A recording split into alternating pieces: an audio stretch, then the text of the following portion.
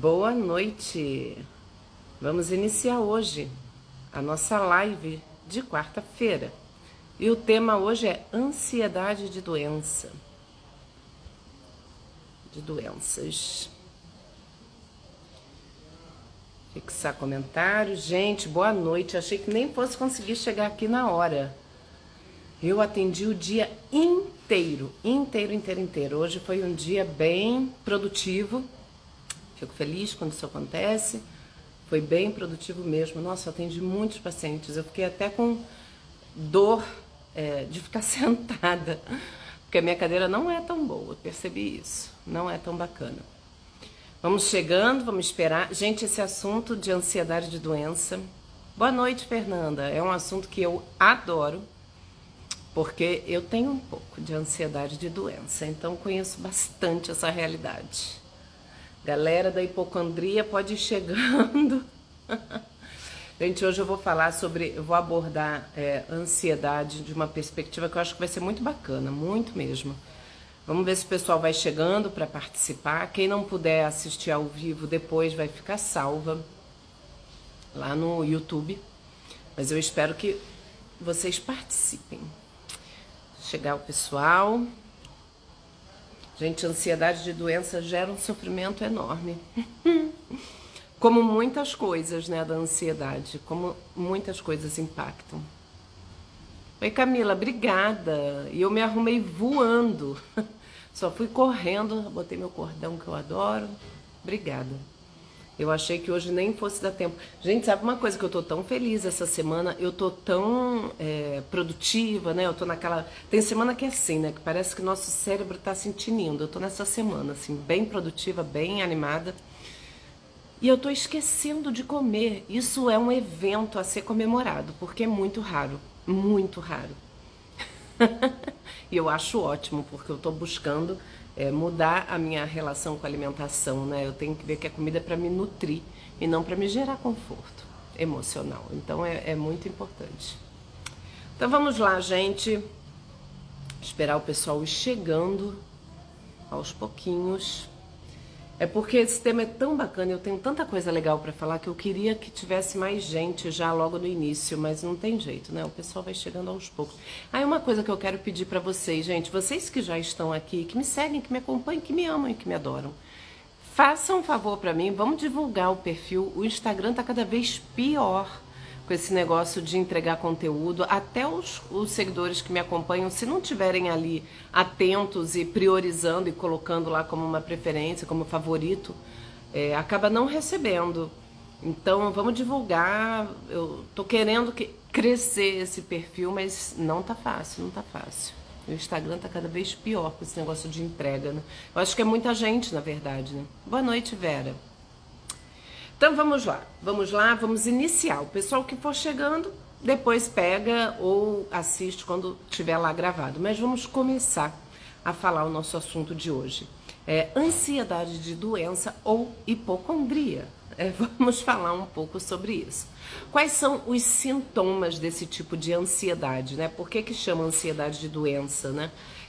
São as pessoas que estão sempre hiperfocando na sua própria saúde. São pessoas que acham que qualquer sintoma pode ter uma gravidade. A pessoa acha, ela acha não, às vezes ela tem certeza que ela tem alguma doença muito grave. Normalmente são pessoas que vivem em médico, vivem fazendo exames, aí vai num médico, o médico diz que não tem nada, né, nada orgânico pelo menos. Aí a pessoa vai num outro médico porque ela não fica satisfeita com aquele, ela tem certeza que ela tem alguma coisa que só não foi diagnosticada ainda.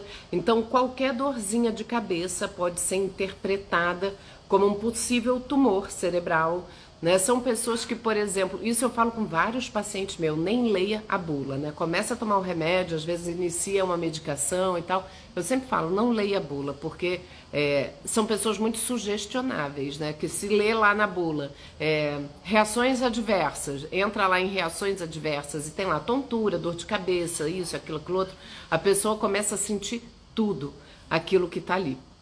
Então a gente tem que ter bastante cuidado com isso, porque a ansiedade de doença ela faz a gente exagerar os sintomas, né? Tem uma preocupação excessiva com questões ligadas à saúde. E são pessoas que no cenário de pandemia que a gente viveu, sofreram bastante, né? Com qualquer tosse achava que estava com Covid, né? Os que pegaram Covid, então, passaram o dia inteiro com aquele oxímetro medindo como é que estava a respiração. Devo confessar que eu fui essa pessoa que quando tive Covid fiquei... esse relógio, por exemplo, ele tem oxímetro e aí eu ficava sempre olhando e aquilo para aquilo me acalmar.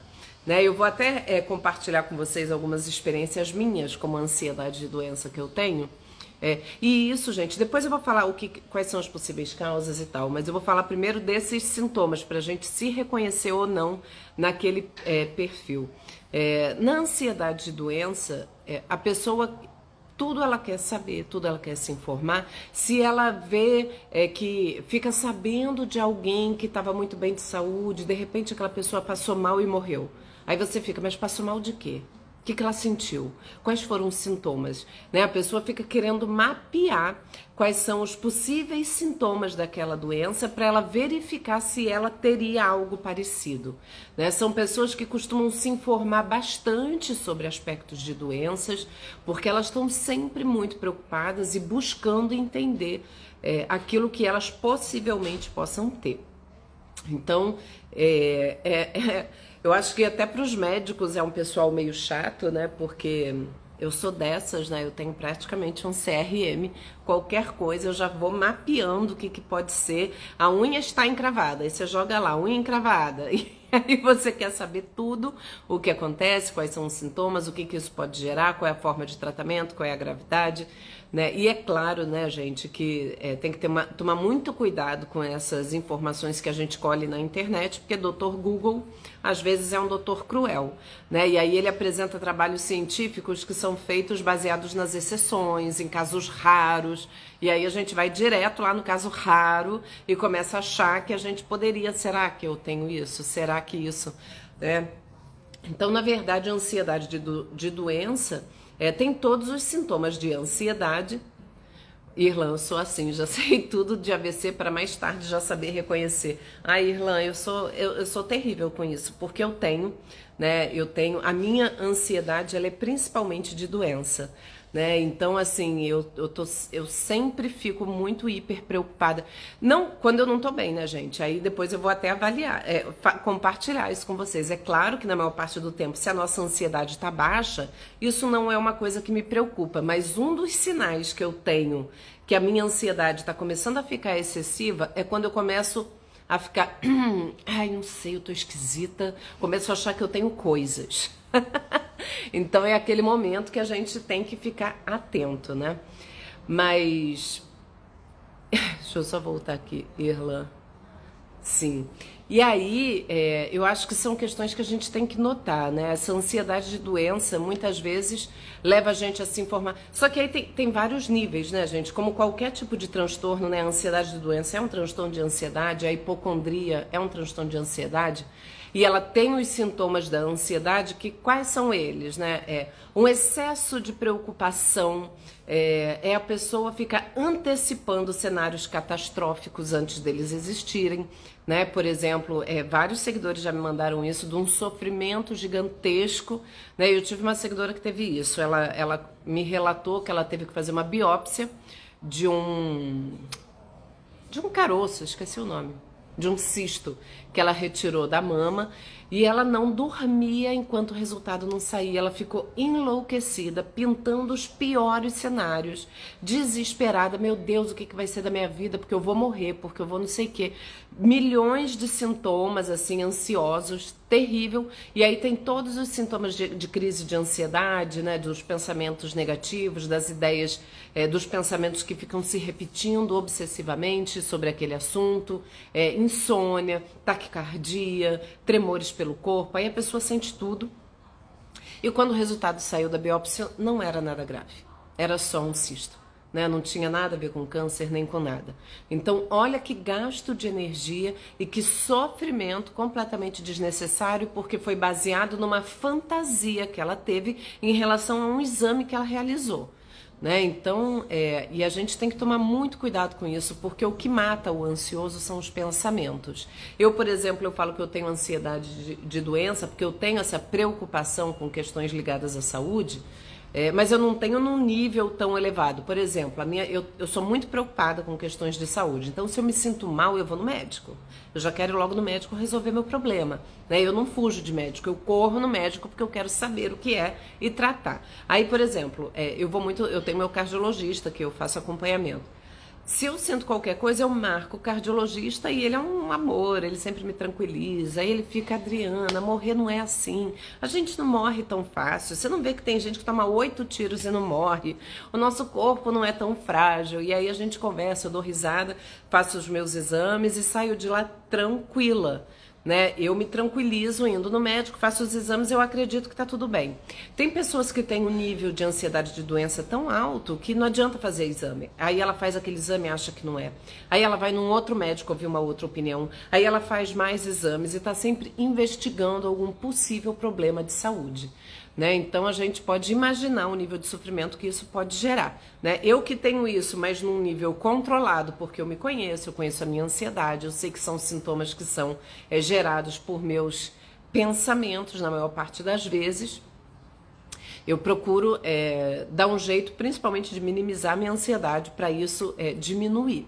Né? As pessoas que têm ansiedade de doença, e muitas vezes é com ela própria, é com os filhos. Eu tinha muito isso com as minhas filhas quando elas eram novas. Gente, se tinha uma coisa que me tirava do prumo, era quando a minha filha ficava doente.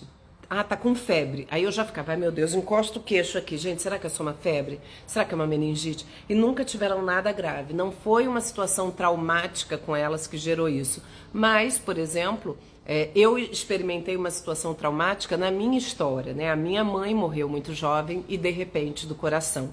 Né? Então eu acho que isso somado a uma série de outras questões, né, de ansiedade que eu fui acumulando ao longo da vida, acabaram me colocando nessa condição de ficar muito ansiosa com relação a questões de saúde. Deixa eu só voltar. E como não ter esses pensamentos? Camila, primeiro, né, a gente precisa aprender a controlar a nossa ansiedade, né? E aí eu quero entrar com vocês no que interessa, né? Que eu acho que é o ponto mais importante.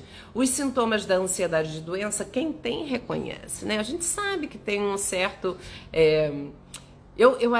Gente, eu dou até risada de mim, porque eu sei que eu exagero na minha preocupação. Né? Eu sinto uma dor estranha, aquilo já fica, gente, isso é muito estranho, né? Eu já tenho aquela preocupação excessiva, que eu sei que é excessiva, que não é baseado em fatos reais, né? Às vezes é uma coisa que é real que desencadeia é um gatilho, né? Sentir uma dor é um gatilho, né? Quando a gente está muito ansiosa, a gente fica hiperatento às coisas que acontecem no nosso corpo, porque a ansiedade é uma emoção que a gente tem, é do ser humano. A gente sente ansiedade porque a gente pode se precaver com alguma coisa que vai acontecer. Aí a pessoa ansiosa, ela tenta ver ao redor, não tenho nada que seja motivo da minha ansiedade. Aí eu começo a buscar no meu corpo, então tem alguma coisa errada comigo, né? Já que no meu ambiente não tem nada ameaçador, então a ameaça deve estar em mim. E aí eu começo a achar que eu tô com alguma coisa, que eu tô passando mal, que eu posso estar doente, né? E em última instância é um medo muito grande de morrer, né? E aí isso é até interessante, que eu, por exemplo, tem muitas pessoas que têm muita questão com o envelhecimento, não querem envelhecer, tem medo da velhice, tem fantasias em relação à velhice. Eu sou a pessoa que envelhece com a maior felicidade que vocês vão conhecer. Por quê? Porque o meu medo não é envelhecer, é morrer nova. Então isso é muito doido. Eu fico feliz de ficar mais velha. Para mim, cada aniversário é motivo de muita comemoração. Eu vou ser uma velhinha sacudida da vida, não tenho o menor problema com o envelhecimento. A minha questão é se eu morrer jovem, né? Porque foi essa situação que eu tive na minha história com a minha mãe, etc e tal. Então, o que é importante, né? Como lidar com esses pensamentos que a Camila falou? Camila, primeira coisa, a gente precisa entender que a ansiedade, ela diz algo sobre a gente.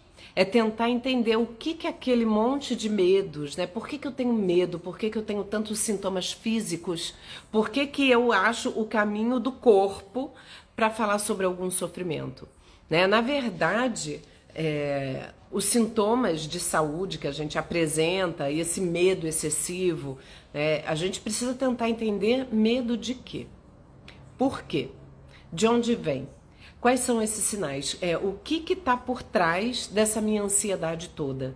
Né? Ou quais são as questões que estão ali? Né? Muitas vezes a gente... E aí, principalmente sintomas corporais que a gente faz, né? Sintomas somáticos, como a gente chama na psicologia, que são sintomas físicos do corpo, tem muita relação com as nossas emoções, de emoções não faladas, de emoções não elaboradas, de coisas que a gente viveu, e aí a gente começa a apresentar sintomas físicos, né? Que por mais que muitas vezes a gente investigue, não, o teu problema, você não tem nada. Tem sim, tem um adoecimento, ele só não é físico, ele é psíquico. E aí a gente precisa entender que adoecimento é esse, né? Então, tentar entender por que meu corpo está me sinalizando. O que está acontecendo na minha vida, o que está acontecendo com as minhas questões, né? A ansiedade ela é muito associada a uma tensão, né? Uma tensão entre coisas. Oi, Mi. Não consigo tirar a pressão porque sai toda errada, aumenta só de ver o aparelho, deve ser ansiedade, né? Desde criança. Sim, tem até o pessoal que fala síndrome do jaleco branco, né? A pessoa que está ótima, aí ela entra, vê o médico, a pressão já sobe. Pode ter sim essa ansiedade. Quem tem ansiedade de doença fica mais, né, tenso. Eu, por exemplo, como eu já falei, eu sou uma ansiosa de doença, mas eu tento. Qual é a maneira que eu encontrei, né? Qual foi a estratégia que eu encontrei para lidar com isso? É me informando muito sobre tudo. Então, eu brinco que eu tenho CRM. Qualquer problema de família, quem tem uma dor de cabeça me liga. Estou com dor de cabeça. Eu que tipo? Começou quando? Porque eu tô sempre me informando.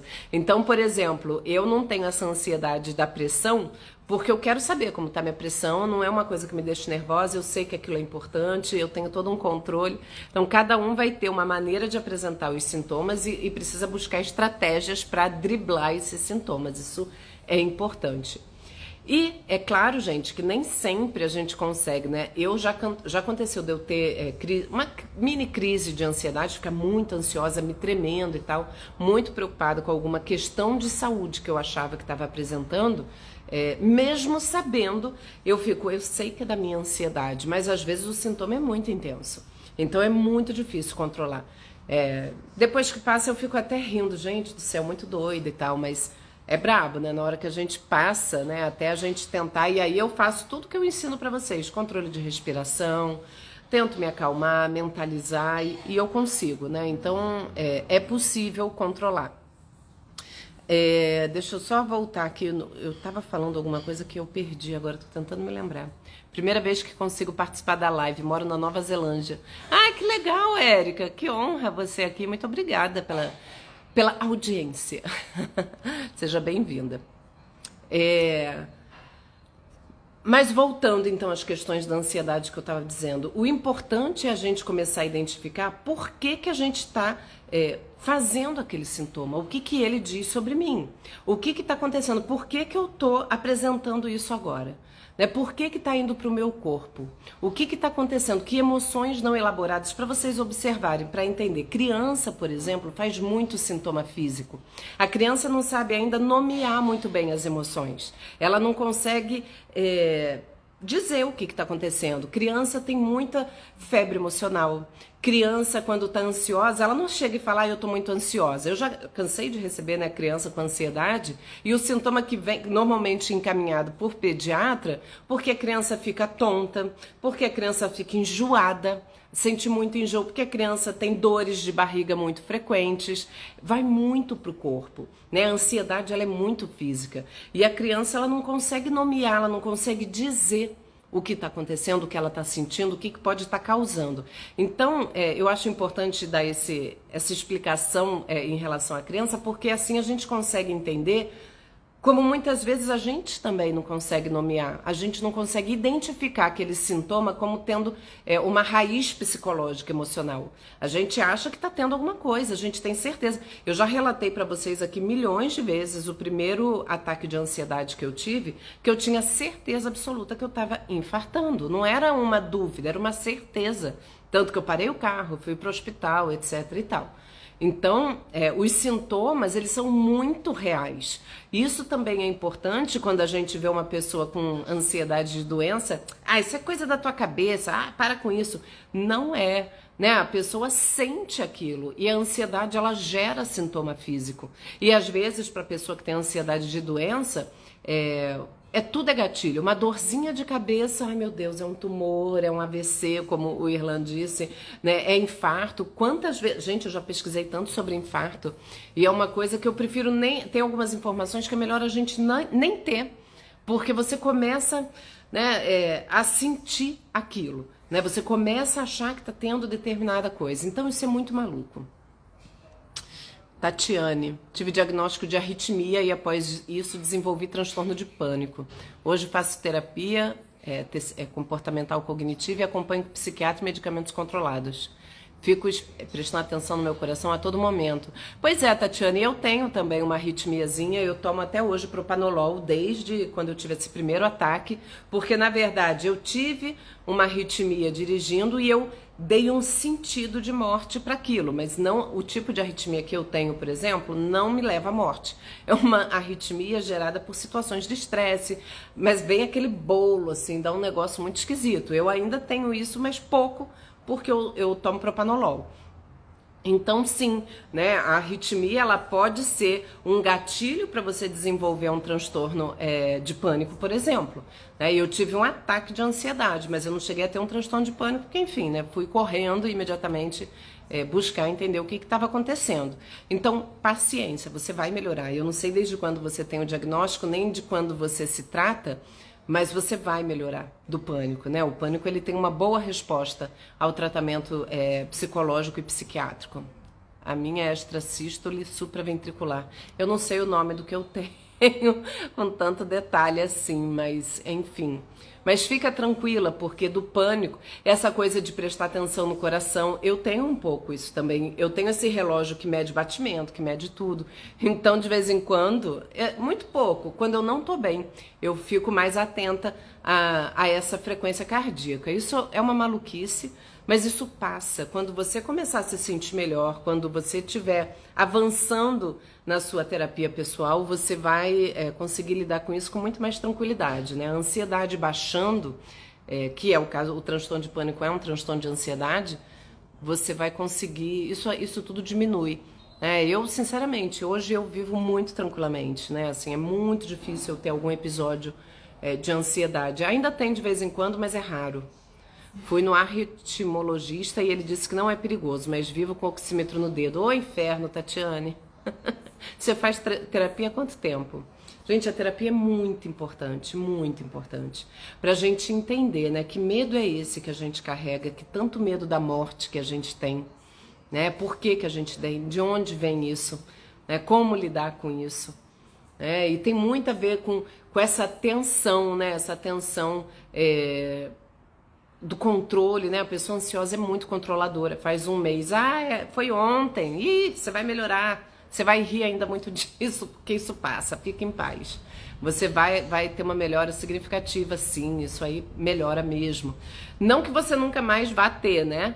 Mas a gente melhora e aprende a lidar com isso de uma maneira muito mais tranquila na vida. Mas é muito importante, estou com pavor de doença e de morrer, detalhe, sou enfermeira. E eu atendo tanta enfermeira na polícia, que eu trabalho na polícia aqui no Rio, né? Enfermeira adoece muito. Eu tenho uma paciente que está se formando no curso de técnico de enfermagem e ela é ansiosa e vira e mexe, ela fica muito mal. Ela fez um estágio lá numa situação que ela viu 3 pessoas morrerem. Ela voltou assim, apavorada. Você é enfermeira, mas você é humana, né? E a gente não pode negar a nossa humanidade, né? É normal a gente sofrer com isso. Mas o fato de você ser enfermeira acaba te fazendo ter contato, né, com a morte de uma maneira muito mais frequente do que outras profissões, né? E aí a gente passa a ficar muito, entendemos um pouco e a cabeça pira. Pois é, Tatiane, pois é. Tem que tomar muito cuidado. E é muito bom, assim, você observar os seus limites também, respeitar os seus limites. Eu, por exemplo, tenho ansiedade de doença, como eu já falei. Essa é a minha principal questão com a ansiedade. Quando eu entrei para a faculdade de psicologia, eu tinha o grande sonho da minha vida era trabalhar no INCA. Avalia o que eu ia fazer da vida. O INCA, para quem não sabe, é o Instituto Nacional de Tratamento de Câncer aqui no Rio. É um dos hospitais de referência nacional, né, nessa coisa do câncer. E eu tinha essa vontade, não sei da onde, que eu fantasiava que eu iria me adaptar naquilo. E aí foi ótimo, porque eu ainda fazia faculdade e fui participar de uma jornada, de um congresso, sei lá, era um negócio que eu ia lá no INCA, tipo, uma semana participando. Gente, sem menor condição, foi a melhor coisa que eu fiz, porque eu falei, eu não tenho condição de trabalhar aqui. Eu vou ficar doida se eu trabalhar aqui. Né? Só de entrar no hospital e ver a criança pendurada no soro, careca, não sei o que, eu falei, meu Deus do céu, gente, não tem condição. É uma coisa que eu não vou lidar bem. E, por exemplo, a psicologia ela tem muitos campos de atuação. Eu detesto psicologia hospitalar, não me faz bem. Não me faz bem. Então é importante, e a enfermagem tem muitos campos de atuação, que você possa ir para alguma área que seja menos violenta para você emocionalmente. Você pode, é isso que eu tenho trabalhado com a minha paciente, que ela também sonhava em trabalhar na emergência, até ela fazer estágio 1 e quase morrer do coração. E aí ela se descobriu na saúde da família, por exemplo, que é a atenção primária, que você fica numa assistência importantíssima e menos violenta emocionalmente para quem tem ansiedade de doença. Oi, Mi, você tem ansiedade de doença, mas não tem medo de fazer cirurgia ou exame, né? Eu tenho pavor dos procedimentos médicos mesmo. Tenho zero medo de procedimento, zero. Eu quero solução. Eu tenho muito isso, eu quero resolver minha dor, eu quero resolver o meu problema, eu quero me livrar daquele mal. Se eu tiver que fazer, eu fiz uma cirurgia grande, eu tive zero medo da cirurgia. Eu tinha medo, era assim, será que vão descobrir que não é só isso? Que eu não tenho só endometriose? Será que tem uma situação de ter um câncer? Graças a Deus não era, fez a biópsia e não era. O meu medo era em relação a isso, né? De eu ter alguma doença grave. Mas se eu tiver que fazer um procedimento, exame, não tenho medo não. Tatiane, hoje trabalho na área administrativa na Secretaria de Saúde. Excelente, é isso, não dá, né? Eu acho que a gente tem que conhecer os nossos limites e buscar respeitar, porque senão é colocar à prova demais, né? Tenho ansiedade de doença e medo de médico e exames. Pois é, Eluane, né? Tem muitas pessoas assim, eu acho que tem dois perfis, né? Quando a gente fala da hipocondria e do medo de doença. Tem as pessoas como eu, que se eu desconfio que eu tenho qualquer coisa, eu vou correr no médico, me vira do avesso, faz todos os exames, eu quero saber o que eu tenho. Quando eu recebo o exame, eu busco no Google cada termo que tá ali. Eu tenho CRM, fato. Eu não. Meu pai acabou de fazer uma ressonância e ele mora em Teresópolis. Aí eu pedi para a enfermeira: você faz um favor para mim, fotografa o laudo do médico. Eu quero saber o que ele tem. Eu fico ansiosa. Eu não vou esperar o neurologista olhar. Eu quero saber. Aí ela me mandou um laudo, tinha um monte de coisa que eu não entendia nada. Eu joguei tudo no Google e já descobri mais ou menos. E aí eu já me tranquilizo. Então eu busco me informar e eu busco resolver. Essa minha ansiedade, ela me faz querer investigar o que eu tenho. E tem pessoas que têm um comportamento oposto. Elas têm tanto medo de doença que não passam nem na frente do médico. Não querem, sempre aquele discurso, quem procura acha. Eu não quero fazer exame nenhum, eu prefiro não saber. Tem muita gente que é assim, que tem tanto medo de doença que não quer saber. Se eu tiver, eu não quero nem saber que eu tenho. Eu sou o contrário, eu sempre acho que qualquer coisa que a gente tenha e descubra rápido, a gente tem mais chance. Então eu procuro saber. Mas, gente, os dois comportamentos, eles são desproporcionais aos fatos. Isso que é importante também da gente pensar. Esse comportamento de ansiedade de doença, ele é gerado por fantasias que a gente tem, né? A gente vai fazer um examezinho e já começa a achar que aquilo é uma sentença de morte, sem nem ter o resultado. Irlan, Há alguns meses descobri que estava com os órgãos do sistema digestivo inflamados. Quando me dei conta, saí de lá muito triste e arrasada. Eu vou morrer. Essas inflamações irão piorar e irá ser um câncer. Meu médico me explicou mais a fundo e descobri que é apenas um refluxo. Sofri tanto pra nada. Pois é, Irlan. Ai, que inferno. A cabeça da gente é uma tragédia, gente. Camila, quando meu avô infartou, meu corpo reagiu de imediato. Dor de barriga e placas vermelhas no corpo. Sim, a gente apresenta. Sou igual a você, leio muito e tiro minhas dúvidas no Google. Pois é, Camila, eu quero logo saber, não me venha com... E eu chego e converso com o médico, eu quero que ele me explique, eu não saio de lá enquanto eu não entender tudo que ele tá falando. Eu não tomo remédio se não me disser o que é, eu acho que assim, a gente tem que saber, né? O corpo é nosso. Né? Tem médico que fica até bravo, né? Porque acha que a gente tá questionando, mas não, eu tenho interesse em saber e eu detesto chegar numa consulta cega, sem ter ideia do que tá se passando. Eu já vou... E ó, foi assim que eu descobri minha endometriose. Eu comecei a investigar e cheguei lá com a médica e falei, eu tenho endometriose. E aí que ela foi investigar e era. Então, gente.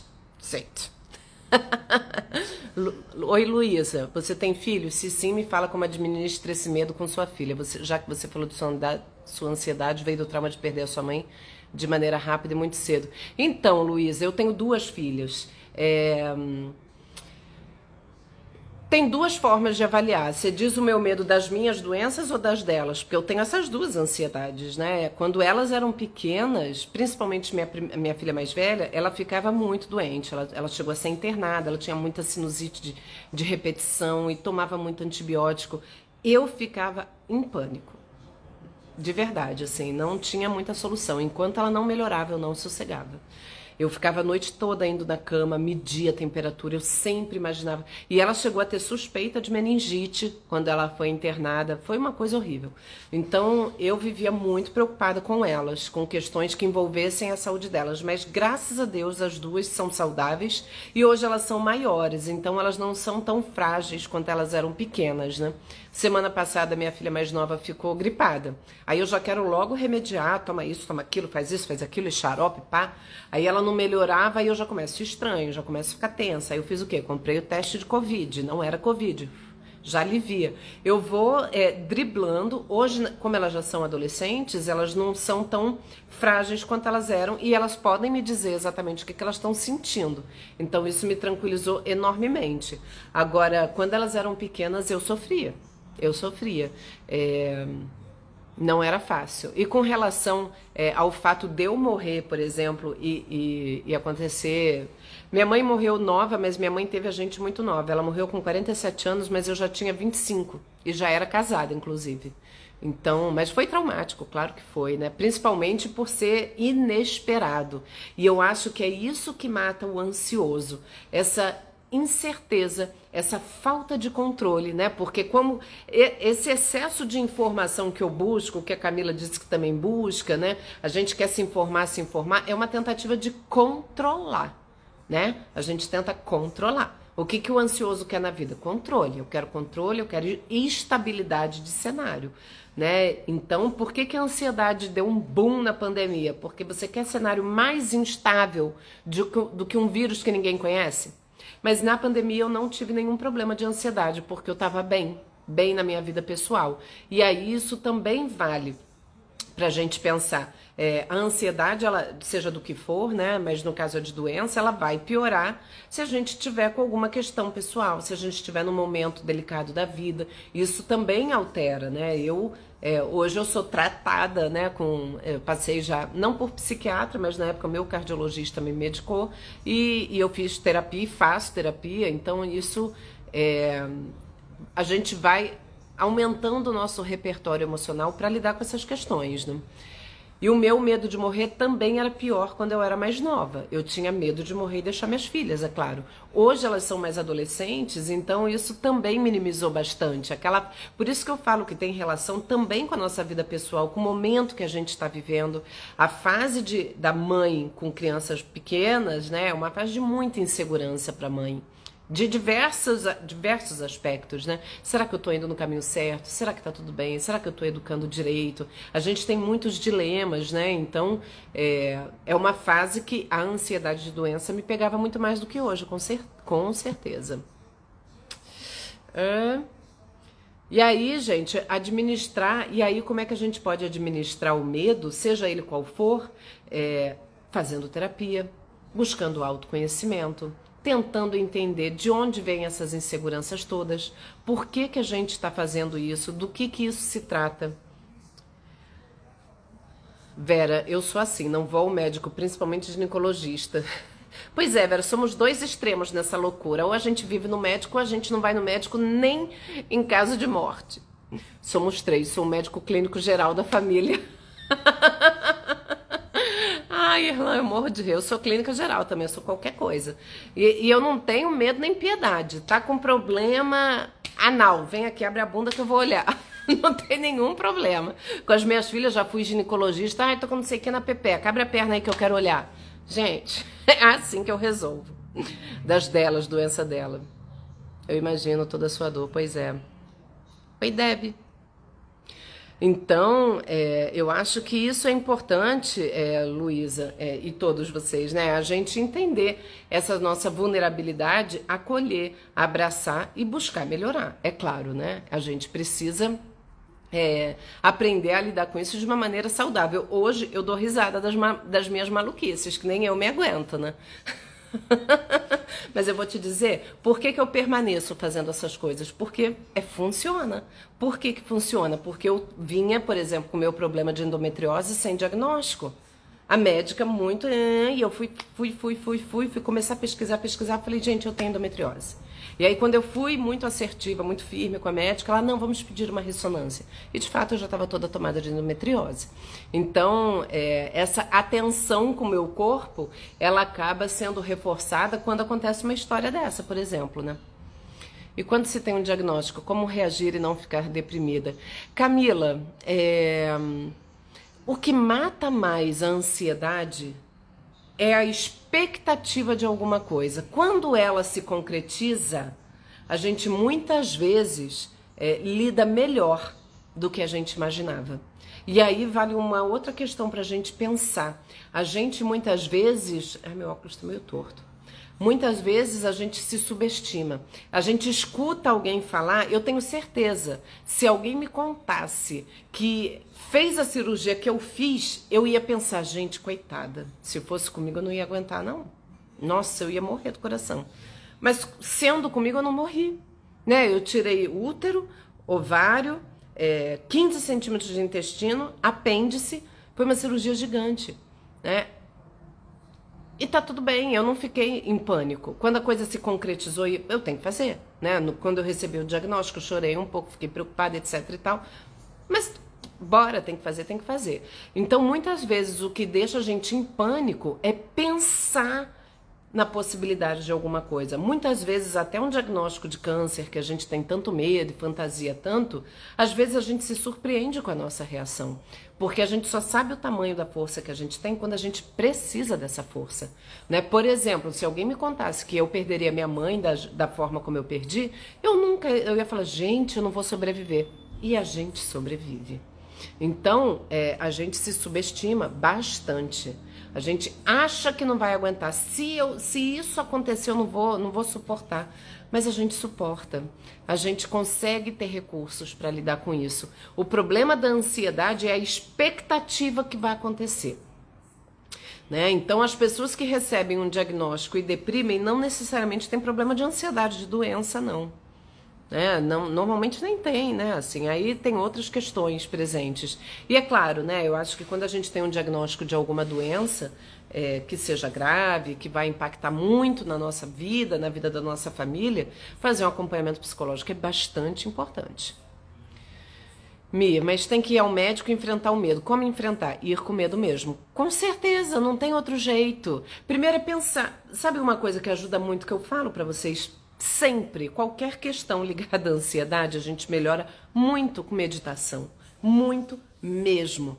Pratiquem meditação. Se você tem que, por exemplo, eu tenho que ir no médico fazer alguma coisa, é uma coisa que me tira do meu eixo, Faz uma meditação antes de sair de casa, respira, você aprende a fazer exercícios de respiração. Isso dá uma oxigenada no cérebro, isso faz a gente ficar menos reativo, né? A gente tem menos sintomas. Oi, Lia, atrasadinha, mas cheguei. Que bom, depois você assiste inteira, que tem muito assunto. Então, Mia, a gente precisa enfrentar os nossos medos. A única maneira que a gente tem de minimizar o medo é enfrentando, né? Quando a gente vai se fechando, né? Ah, eu tenho ansiedade de doença, por exemplo, e aí a pessoa tem tanta ansiedade, ela tem uma fobia, e na fobia a gente evita, né? Ela começa a evitar qualquer situação, não vai no médico, não faz exame. Tem gente que é assim, gente, é irritante até de ver, né? Eu já tive irritante principalmente pra mim, né? Que tudo corre no médico. Tá vendo? A gente ri das nossas loucuras. Mas tem gente que teima. A pessoa tá com problema, você fica, meu Deus, vai no médico. A pessoa não vai e não vai, né? Prefere morrer e não saber o que tem. Tem muitas pessoas que são assim, né? E isso não é nada funcional para nossa vida, né? A gente tem que ter um equilíbrio nisso. Eu, por exemplo, eu faço meu check-up anual. Isso é uma maneira de me tranquilizar também, né? Às vezes pode me vir, às vezes vem um pensamento, sei lá. Recentemente eu tive um pensamento assim, não sei, eu devo ter sentido alguma dor, alguma coisa, aí me veio aquele pensamento automático, né?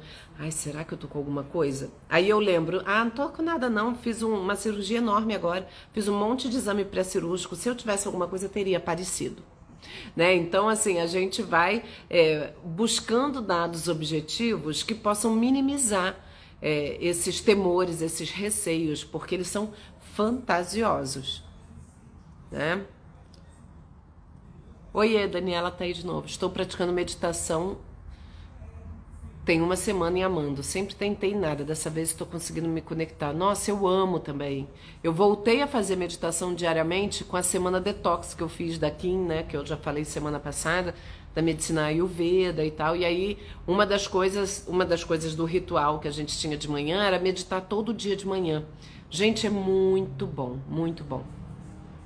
Nós que temos histórico familiar e genético, temos que mais ainda nos cuidar. Também faço check-up anual. Sim, sim, eu preciso ouvir do meu médico cardiologista todo ano. Você não é a sua mãe, cada um tem uma história. E o que aconteceu com ela não vai acontecer com você. Então isso é importante, né? Eu acho que, e aí eu já até oriento as pessoas que têm ansiedade de doença e tudo, eu sempre falo assim, né? Vai no médico e faz um check-up, isso vai te tranquilizar. Né? Eu acho que é importante, porque quando a gente não tem dados objetivos, porque o dado objetivo, ele tira aquele medo, né? Você olha e fala, realmente, eu fiz o exame e não tem nada, né? A gente consegue se certificar com algum dado de realidade. Ele vai contrapor aquela fantasia que a gente está tendo, de que eu tô com alguma coisa muito grave, que eu vou morrer, que isso, que aquilo. Então, isso é muito importante, que a gente possa... Uma das formas, Mi, que você tinha perguntado em relação a como lidar com medo, é tentando trazer para a realidade, né? Qual é o temor de ir no médico, o que vai acontecer, é só um exame, é só um médico, etc. A gente precisa trazer um pouco de realidade para combater essas fantasias de terror que a gente faz. E aí isso vale para vários... toda pessoa ansiosa, ela tem essa questão com os pensamentos catastróficos, né? E aí, para quem tem ansiedade de doença, o pensamento catastrófico é sempre associado, eu tenho uma doença muito grave, eu vou morrer. É comum duvidar até da eficácia dos exames, com certeza, Caroline, que a pessoa que e aí é o que eu falo, dentro desse quadro da hipocondria, da ansiedade de doença, existem vários comportamentos. Um deles é esse, que a pessoa duvida da eficácia do exame, aí ela vai, faz outro, duvida do médico, aí pede uma segunda opinião, uma terceira, porque ela tem certeza que ela tem alguma coisa, só não foi diagnosticada. Né? Ela só não foi descoberta. Aí faz milhares de exames para poder comprovar. E mesmo assim ela ainda fica em dúvida. Então sim, né? E aí a gente vê que tem relação com uma ansiedade de doença. Aí essa pessoa é importante que procure um psicólogo para fazer um processo de terapia.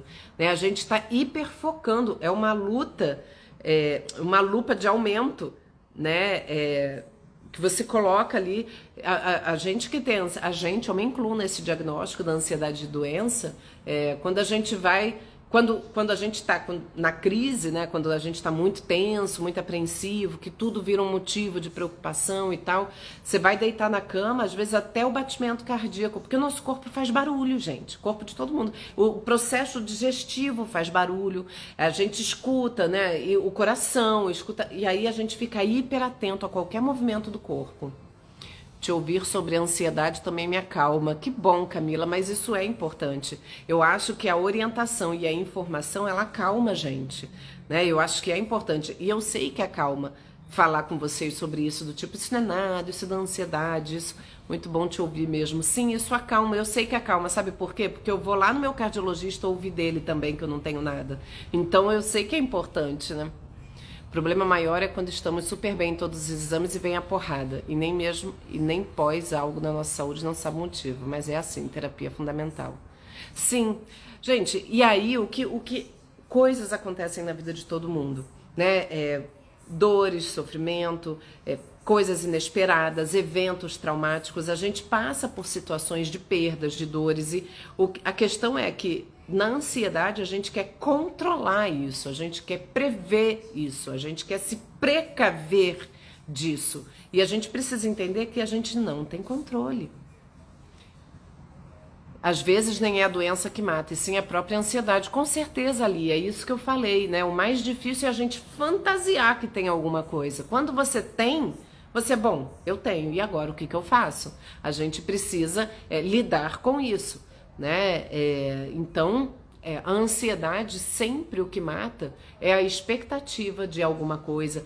As nossas fantasias são sempre piores, né? A gente identifica logo quando é uma questão muito mais associada à ansiedade, quando você vê que ela inicia nos pensamentos e não no fato, né? Ela inicia, a gente gera a ansiedade a partir do que a gente pensa e do que a gente sente, não do que aconteceu realmente. Oi, Geni, e quando você descobre que seu filho se envolveu com droga, passa um tempo, diz que parou, mas depois começa a andar com a amizade que estava envolvido junto, como lidar com a ansiedade? Fala que vai sair. Aí, Genir, eu acho que tem a ver com o que eu estava falando, né? A pessoa ansiosa, a gente tem a necessidade de controle, né? Eu não sei se teu filho é adulto, mas eu imagino que sim. Pelo menos por esse histórico, porque quando é adolescente a gente tem o poder até de tentar trancar em casa e tem mais poder sobre a pessoa. Quando é adulto, é muito difícil, né?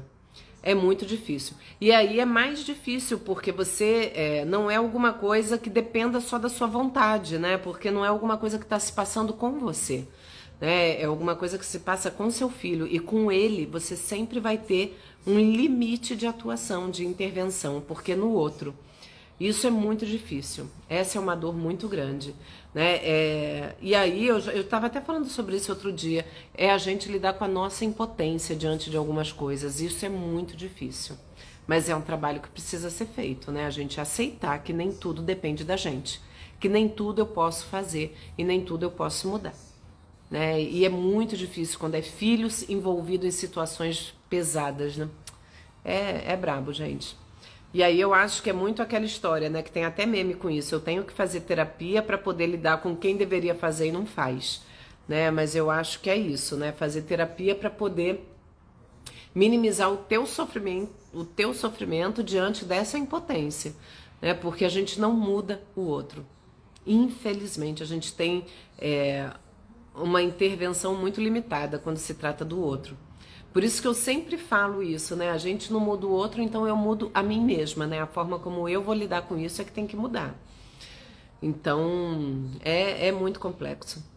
Por isso que filho, né? Filho, eu tava até falando hoje sobre isso, né? Filho é uma conexão que a gente tem que talvez a maior conexão e é pro resto da vida para sempre, né? Mesmo que esse filho não esteja mais vivo, por exemplo, né? A conexão, ela não se quebra nunca mais, né?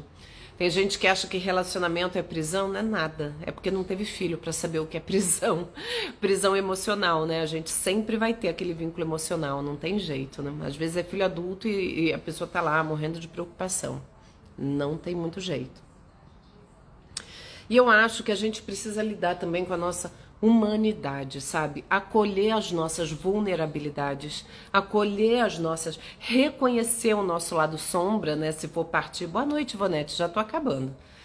Se a gente for partir para uma psicanálise junguiana, né, que fala um pouco isso do nosso lado sombra, que é esse lado ruim, que a gente não quer, um lado negativo, de características que a gente não gosta muito, mas que é o nosso lado vulnerável, são as nossas fragilidades, e a gente precisa olhar para esse lado sombra e acolher, integrar ele na gente, né? E aí só assim a gente pode mudar, né? Se eu negar que ele existe, eu não vou conseguir lidar nunca, eu não vou conseguir melhorar, eu não vou conseguir mudar. Eu só posso mudar aquilo que eu conheço e aceito, né? Então eu aceitar que eu tenho essa fragilidade e aprender a lidar com ela, né? Eu aprender a ter recursos para lidar com as minhas fragilidades e não fingir que elas não existem e não querer que elas desapareçam, né? Acolhe essa fragilidade. A gente tem fragilidades, né? Nós somos humanos, né? Só é perfeito quem não é humano, né? Quem não existe, quem não sei, quem não vive, né? Porque a gente que está na vida, a gente passa por situações, a gente tem questões que precisam ser elaboradas, tratadas, avaliadas. Eu acho que isso que é importante. E a gente não querer eliminar toda a dor da vida, isso não existe, né? Isso não é possível.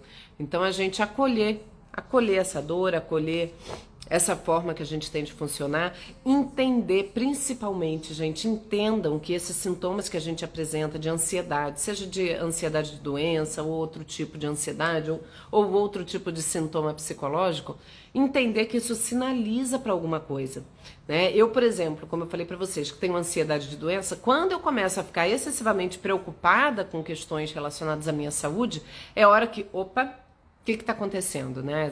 Por que eu estou tão preocupada com isso agora? Será que eu estou ansiosa? Com certeza, né? Então, será que eu estou sobrecarregada? A ansiedade, ela nasce, ela aparece muito num conflito interno, numa tensão, né? Às vezes é uma tensão entre querer controlar alguma coisa e uma impulsividade muito grande, né? Tem muita relação com isso. Então, a gente precisa perceber esses sinais e não negá-los, né? Entender, começar a olhar para eles são os nossos amigos, porque eles sinalizam para alguma coisa que está acontecendo, né? Isso são sinais, e é isso que eu falo para vocês sempre, né? No processo de terapia a gente começa a se olhar mais e entender um pouco mais, né? Por exemplo, eu fico atenta quando eu tenho insônia. Se eu começo a ter muita insônia, é um sinal de alertíssimo para mim, né? Por que eu tenho dormido mal? Por que eu tô com pensamento acelerado? Por que eu tô tão acelerada? O que tá acontecendo? É a hora de, botar o pé no freio. E de que formas, pra mim, aí cada um tem que descobrir o seu próprio caminho. De que formas eu amenizo isso? Contato com a natureza, pra mim, é uma coisa fundamental. Exercícios de meditação é fundamental. Encontrar com os meus amigos, reduzir a carga de trabalho, descansar mais. Então, assim, são coisas que a gente vai aprendendo, são recursos que a gente vai desenvolvendo para poder lidar com a situação de uma maneira tranquila, né? E entender que passa, né? A gente às vezes está numa época mais delicada, mais frágil, mais vulnerável, mas isso passa sempre, né? Então, a gente pode criar uma situação para que isso passe mais rapidamente e sem deixar tanta dor, né? Tanta sequela, né? Mas entendam isso, né? Eu acho que não tem uma mágica, né? Não tem. A gente sempre. Boa noite, Irene. Eu já estou finalizando, depois vocês assistem. Mas não tem uma mágica, não tem um botão que eu vou lá, pá, aperto a partir daqui, né? Eu entendo que a gente está sempre buscando fórmulas mágicas, né? Como é que pode emagrecer sem sacrifício? Como é que eu posso me libertar da minha ansiedade sem sofrer? Como que eu posso... né? Gente, não tem processo fácil, né? Nós somos complexos. E tudo existe um investimento da gente nisso, né? Um investimento no nosso autoconhecimento, um investimento na nossa qualidade de vida, né? A gente tem que ter um esforço para isso, né? E isso é fundamental. Pensem nisso com carinho, avaliem, né? Conviver com a ansiedade é sempre o pior caminho, né? Às vezes a gente acha que tudo é muito... mas fazer terapia é difícil, mas eu não quero tomar remédio, mas eu não sei o quê. A gente coloca um monte de obstáculo para a gente permanecer onde a gente está, A gente coloca um monte de obstáculo para justificar a nossa inércia. Eu até faria isso, mas eu não tenho tempo. Eu até gostaria, mas eu não tenho dinheiro, né? Na verdade, a gente se esconde mesmo, né? De lidar e de enfrentar os nossos medos, de enfrentar a nossa história. A gente foge. A grande verdade é essa. A gente foge. E aí, enquanto a gente seguir fugindo de lidar com isso, essas coisas aparecem no corpo. Elas começam a pipocar. Então, pensem nisso com carinho, se olhem com generosidade e vamos em busca de uma vida mais leve, e a ansiedade torna a nossa vida muito pesada. E a gente precisa viver uma vida mais leve porque a vida passa rápido. Semana que vem já é mês 6 de 2022. Metade do ano, tá? É isso então, gente. Vamos ficar por aqui. A live vai ficar salva no IGTV e no YouTube. Quem não se inscreveu ainda no canal do YouTube, se inscreva. Eu vou deixar nos stories o link direto pro YouTube, pro canal, tá bom? É isso, gente. Uma boa noite para vocês e a gente se vê quarta-feira que vem na nossa live. Beijos e boa noite.